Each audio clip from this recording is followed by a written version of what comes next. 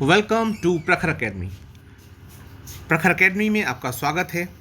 हमारी शुरुआत होती है आज के मोटिवेशनल थॉट के साथ और आज का मोटिवेशनल थॉट है doubt kills more dreams than failure ever will. देखिए कितनी प्यारी बात कही है उन्होंने कि जो डाउट होता है, जब हम संदेह करते हैं, खुद के ऊपर संदेह करते हैं कि मैं ये काम कर पाऊंगा कि नहीं कर पाऊंगा, तो ये सोचकर ही हम क्या करते हैं, उस विचार को किल कर देते हैं कि यार मुझे ये काम करना था, मैंने योजना बनाई और उसके बाद अपने ऊपर शक करने लगा कि मैं इस काम को करूंगा या नहीं करूंगा। और बट ऑब्वियस है कि एक स्टेटमेंट पॉजिटिव आता है तो दूसरा स्टेटमेंट नेगेटिव आता है। मन ही कहता है कि शायद मैं नहीं कर पाऊंगा, इसे कहते हैं डाउट। और जब मैं डाउट कर लेता हूं अपनी एफिशिएंसी के ऊपर, तो बट ऑब्वियस मेरा कॉन्फिडेंस लूज हो जाएगा। और ऐसे में हमने क्या किया, हमने सिर्फ टाइम को किल किया। दूसरी तरफ जब हम प्रयास करते हैं और बाय द वे हम हार भी जाते हैं, तो आप यकीन मानिए एक गजब का मोटिवेशन आता है। मैं एक एग्जांपल देता हूँ।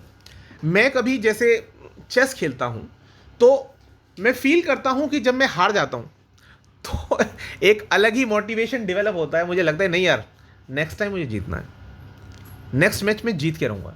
तो मैं सामने से ऑफर करता हूँ कि नहीं यार एक मैच और मैं वो मैच जीतता हूँ। तो बट ऑब्वियस है कि अपनी एफिशिएंसी पे डाउट करना यानी अपने विचार को किल करना है और आगे बढ़ने के जो रास्ते हैं उनको रोकना है। आपको प्रयास करना चाहिए। जीतना हारना is a part of life.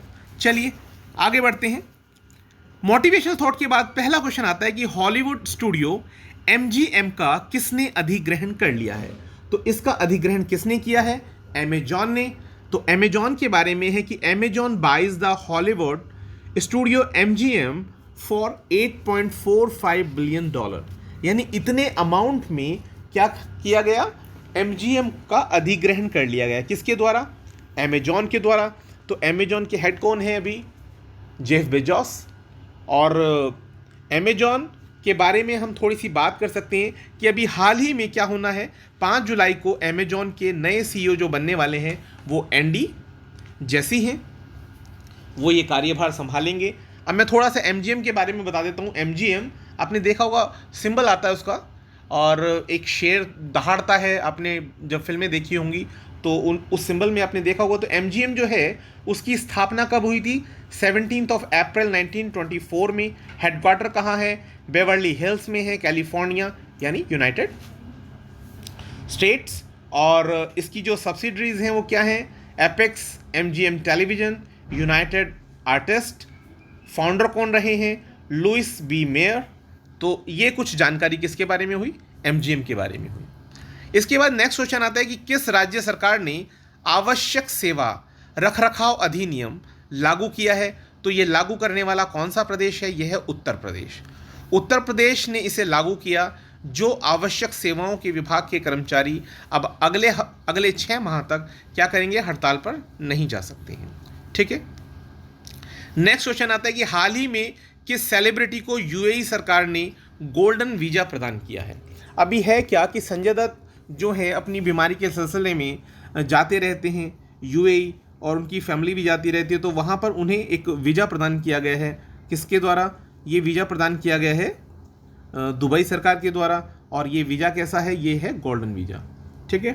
Next question आता है कि किस राज्य के मुख्यमंत्री ने आकांक्षा पोर्टल को लॉन्च किया है? तो आकांक्षा पोर्टल को लॉन्च करने वाले हैं कर्नाटक के मुख्यमंत्री। और कर्नाटक के मुख्यमंत्री जिनका नाम येदियुरप्पा है, BS येदियुरप्पा, उन्होंने आकांक्षा जो पोर्टल है CSR गतिविधियों पर ऑनलाइन पोर्टल 26 मई 2021 को लॉन्च किया। तो BS येदियुरप्पा राज्य में सभी प्रकार के जो कॉरपोरेट सामाजिक उत्तरदायित्व हैं, ठीक है ना, इसी को CSR कहते हैं, गतिविधियों पर व्यापक विवरण प्रदान करने के लिए उन्होंने एक पोर्टल लॉन्च किया जिसका नाम क्या है? आकांक्षा पोर्टल है।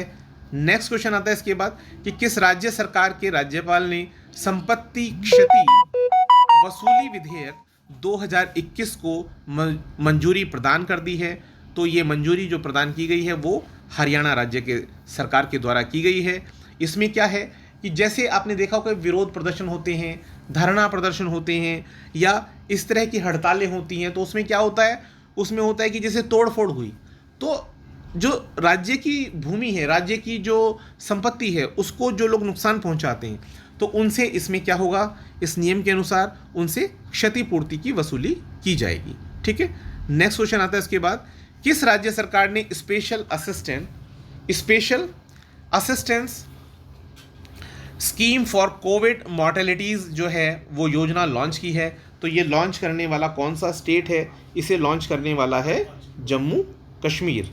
किसने लॉन्च किया है इसको? इसको लॉन्च किया है जम्मू कश्मीर ने। तो जम्मू कश्मीर के बारे में आप थोड़ा सा जान सकते हैं कि Jammu Kashmir LG launches the financial assistance scheme for families that lost bread winners to COVID. आप समझ सकते हैं, जिस परिवार के बच्चों के माता पिता दोनों ही एक्सपायर कर गए, या जो ब्रेड अर्न करने वाला था वो मेंबर अगर एक्सपायर कर गया तो प्रॉब्लम हो जानी थी। तो ऐसे में फाइनेंशियल असिस्टेंस देने के लिए ये स्कीम लॉन्च किया गया है जम्मू में 26 मई को।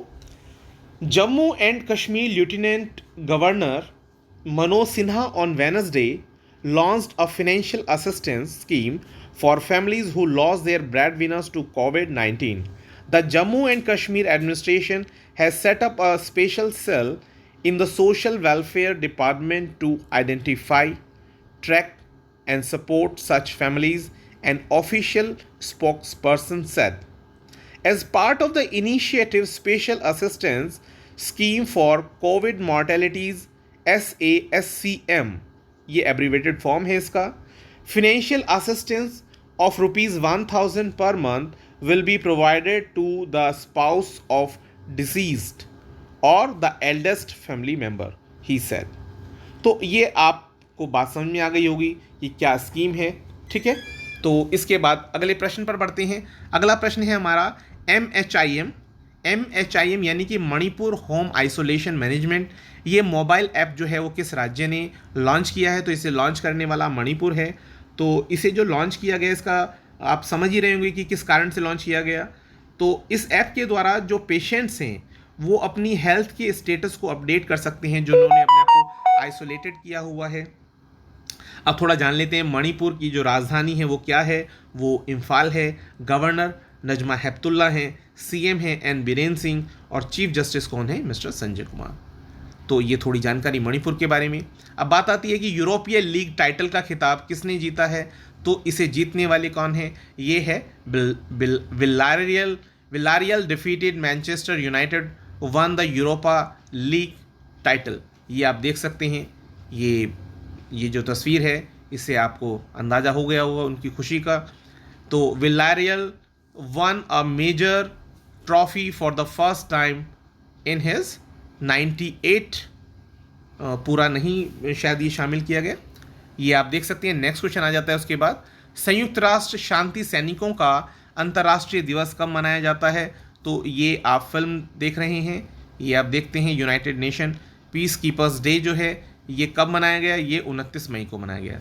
70 years of service and sacrifice, international day of UN peace keepers 29th May 1948 to 2018. The International Day of United Nations Peacekeepers, May 29, is an international day to pay tribute to all the men and women who have served and continue to serve in United Nations peacekeeping operations for their high level of professionalism, dedication, and courage, and to honor the memory of those who have lost their lives in the cause of peace.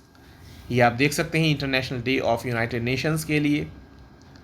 और इसके बाद आगे बढ़ते हैं, किस अभिनेता को UN की एनवायरमेंटल बॉडी के एम्बेसडर पद से अभी हाल ही में हटाया गया? तो ये रणदीप सिंह हुड्डा हैं। इनके बारे में आपको पता होगा कि इनका एक वीडियो वायरल हो रहा है कि आई थिंक 2012 में इनके द्वारा एक स्टेटमेंट दिया गया था पूर्व उत्तर प्रदेश की मुख्यमंत्री मायावती जी के बारे में।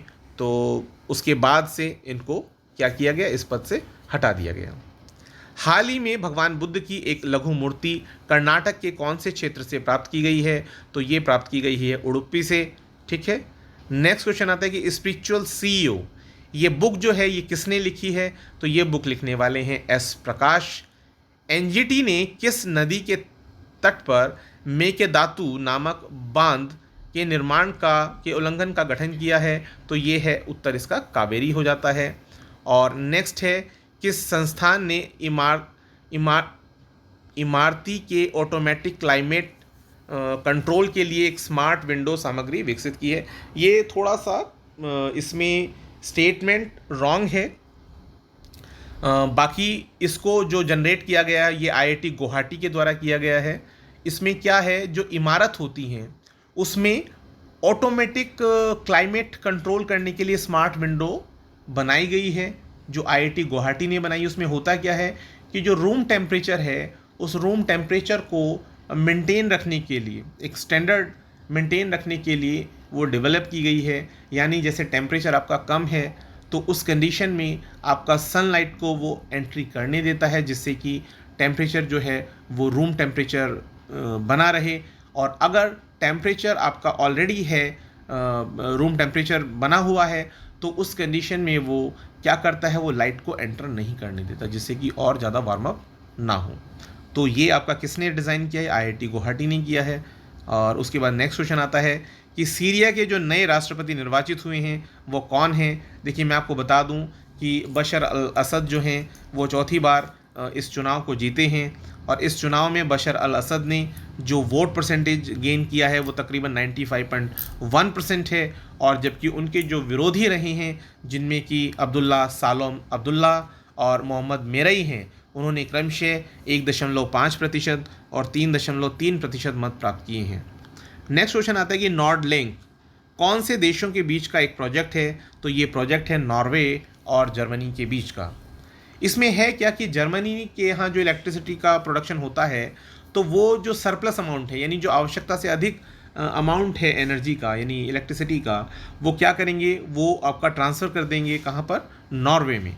और नॉर्वे में उसको क्या किया जाएगा, स्टोर करके रखा जाएगा। और वो जब उन्हें रिक्वायरमेंट होगा, अगर उन्हें रिक्वायरमेंट पड़ता है, तो वो वापस नॉर्वे से उस इलेक्ट्रिसिटी को ले लेंगे। और ये प्रोजेक्ट जो बना है, इसमें जो खर्चा आया है तकरीबन $2.4 बिलियन का आया है। ठीक है, तो ये कुछ जानकारी हुई। ठीक है, और मुझे लगा कि कंटेंट आपको अच्छा लगेगा।